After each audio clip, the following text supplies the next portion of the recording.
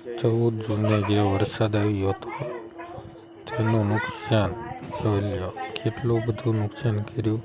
પવન એટલો બધો ભયંકર પવન હતો, એના કારણે આટલું બધું નુકસાન થયું છે. પતરા ઉડાડી દીધા, નળિયા ઉડાડી દીધા. હવે તો વીજળીયા ગામની અંદર ઘણું બધું નુકસાન થયું છે. મિત્રો, આનું વળતર સરકાર આપે કે ના આપે, ગરીબ જનતાને શું કરવાનું? 14 જૂન 2025, ગામ વીજળિયા, તાલુકો થાનગઢ, જિલ્લો સુરેન્દ્રનગર. એનો ધારાસભ્ય બીજેપી શામજીભાઈ ચૌહાણ છે. તાલુકા સદસ્ય અપક્ષ છે, જિલ્લા સદસ્ય બીજેપીનો છે. હવે ગામમાં જોઈ નુકસાનની ભરપાઈ કરે છે કે નહીં, કેટલું બધું નુકસાન થયું છે.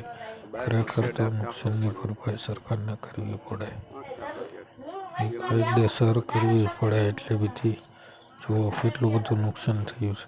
આ એકનો જ વિડીયો છે. હવે તો ગામમાં 50% નુકસાન થયેલું છે વરસાદનું. જમીનની અંદર થાય તો ભલે, પણ મકાનનું નુકસાન છે.